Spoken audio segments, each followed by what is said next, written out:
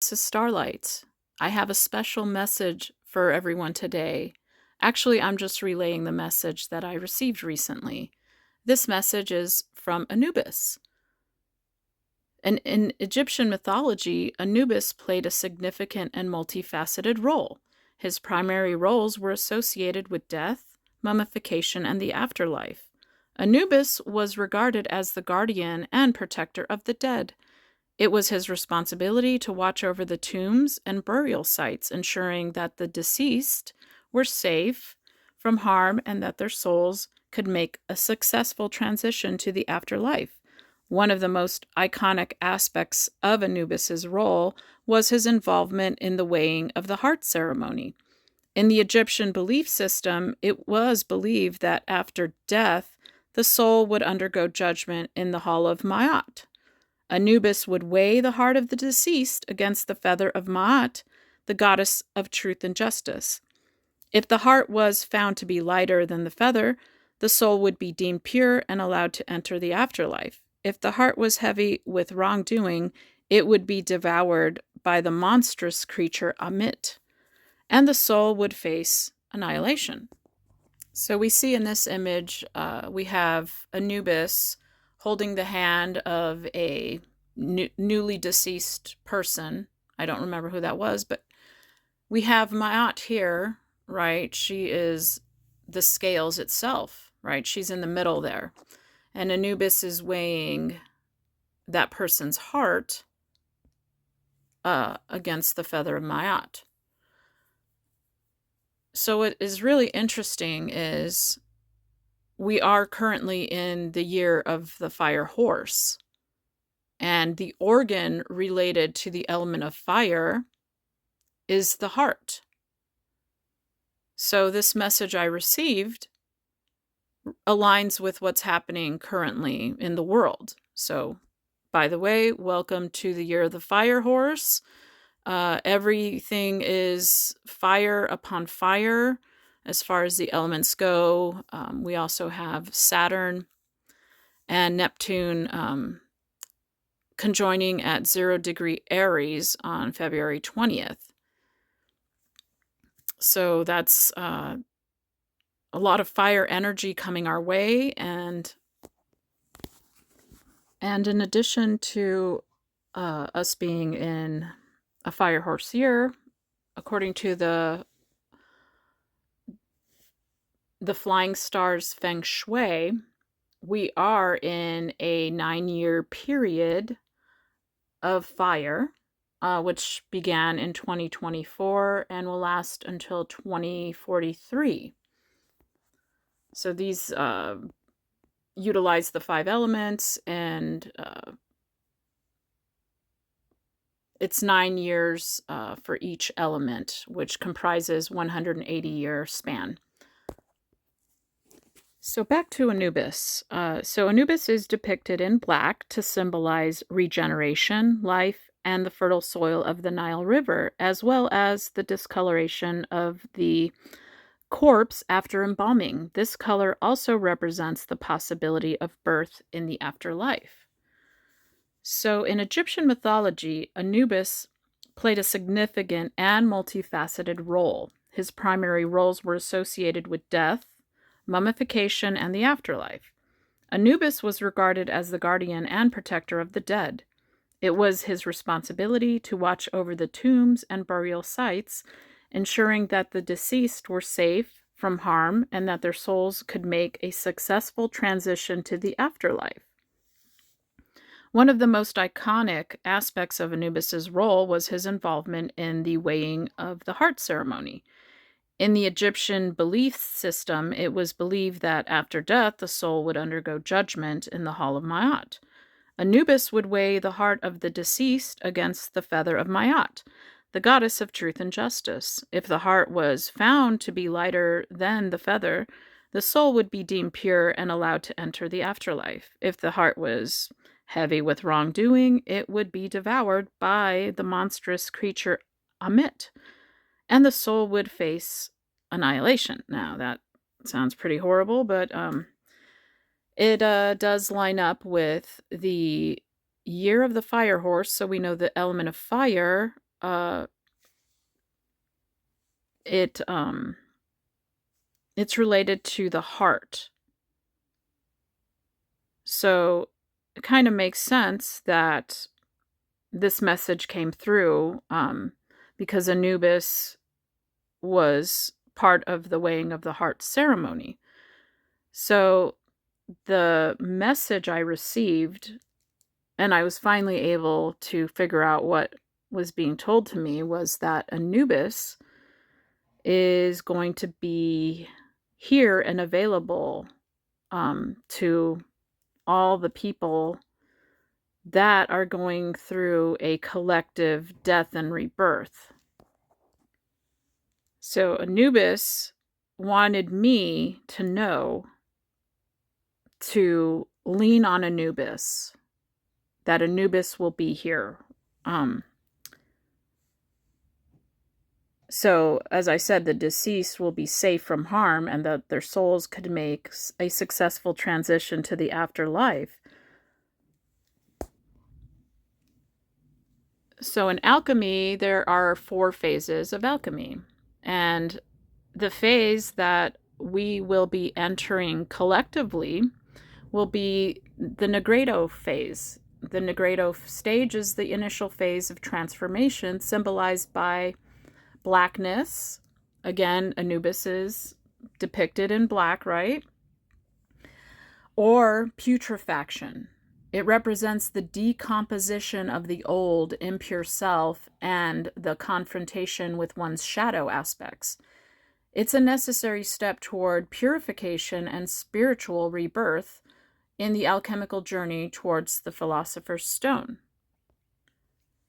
So in alchemy, out of darkness into light, the great work of alchemical transmutation is accomplished in 3 phases, which are explained allegorically in the alchemical tradition. The first phase is Nigredo, or blackening.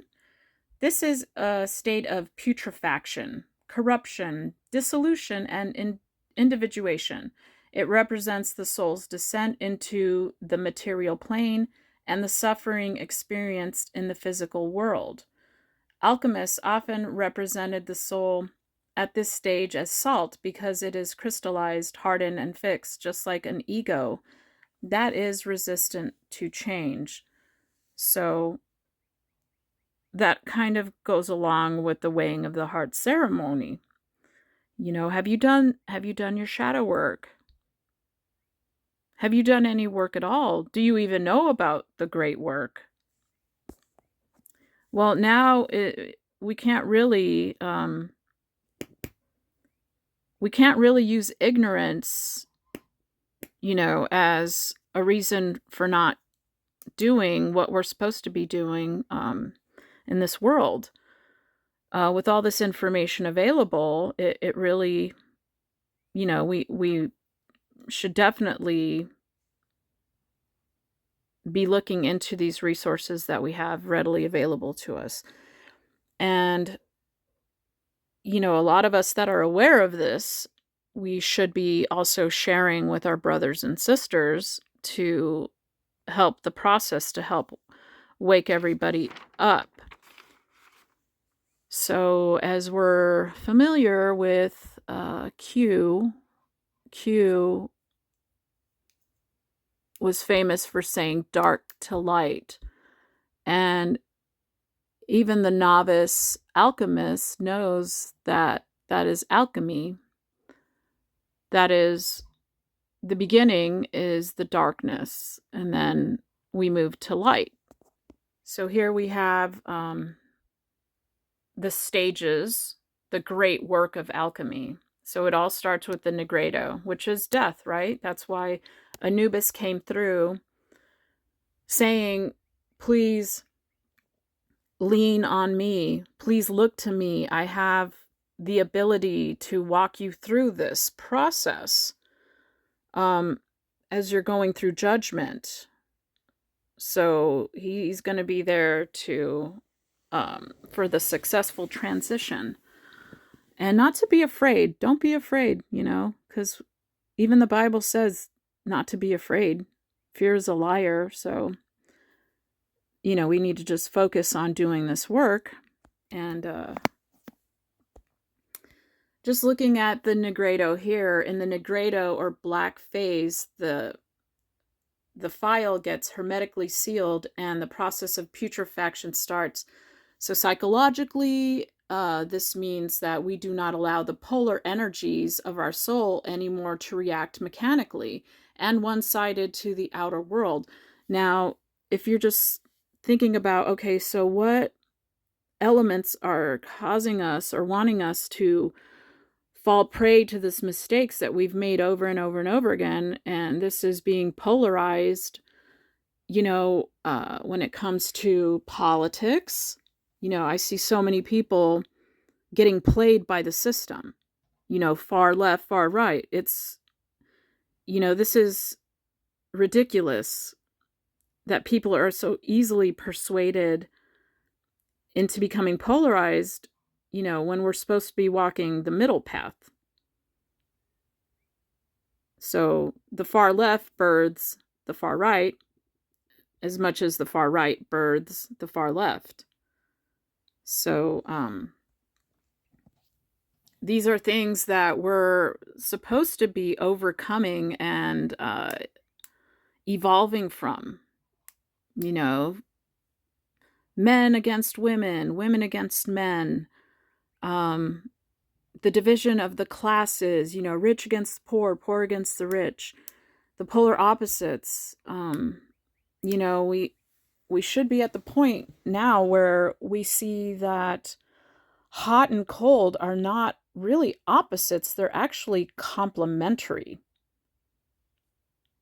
So when we start seeing them through a rebirthed lens, we know that these things shouldn't be pitted against each other. They're complementary. Positive, negative. That's what causes the movement to happen. Otherwise, if it was just positive, you could just imagine somebody in a canoe paddling on one side. This person is just going to keep going in circles. You won't be able to move forward. Now, if you have, the other person paddling on the other side, then the canoe moves forward. You're no longer going in circles, right? We want to go to the next level collectively. And now that we're entering the age of Aquarius, this is more so about us going to the next level collectively. So that's also, with the Q, where we go one, we go all. See, this catchphrase is happening in our reality for a reason, because it's a sign of the times. As above, so below. So all these things materializing in our realm, there's a bigger picture happening here. And it has to do with alchemy. So that's why I'm here sharing what I've been learning. I'm by no means an expert, but, it was put upon me to share what I've learned. So the message I received from Anubis, I do have to get it out there. And I apologize, I'm not the best at making these videos, and I'm working on public speaking. It's not that easy for anybody who makes videos. It's not that easy. And the fear of judgment as well. It sucks. Anyways, let me just keep going here. So again, psychologically, this means that we do not allow the polar energies of our soul anymore to react mechanically and one-sided to the outer world. Instead, we are carrying the tension of the polarity and consciously facing our inner contradictions. This is symbolized by the copulating couple. And you see here in this image, putrefaction, we do have the copulating couple. So Gurdjieff said, the whole of alchemy is nothing but an allegorical description of the human factory and its work of transforming base metals, coarse substances, into precious ones, fine substances. So the enneagram can be seen as the file or feel of the alchemist's great work, and the process of transformation is expressed by changing geometrical figures that can be constructed within it and finally lead to the crystallization of the Star of David, a symbol for the philosopher's stone. And as we know, David beat the giant with a stone. So we know that everything in the Bible should not be taken face value. There's a deeper hidden meaning, and it's only available to those who actually hunger for the truth, who want to know more. So it causes you to search for the truth, and then that's when the unveiling begins, and we learn of the hidden messages. And so after putrefaction, after the Nigredo process, we go into albedo, which is the white phase. These processes of intentional suffering and conscious labors, as Gurdjieff used to call it, finally, so here is the light at the end of the tunnel, finally lead to a purification of the lower self, the nafs. This is symbolized by the white color. It means that we are fully aware about who we really are and do not oppress ourselves anymore by following random egoistic desires and living only parts of us, so to say. In the older tradition, the yellow phase, or citrinitas, was added here, which equals the inner aurora or golden dawn, symbolizing the near arrival of the spiritual light. And I am not going to go more further into that, because I think right now, the focus should be on the Nigredo phase. So today is a special day because not only is it the commencement of the year of the fire horse, today we also have another special occasion occurring. It is the annular solar eclipse, the Ring of Fire today. So the moon and the sun will create a ring of fire during an annular solar eclipse.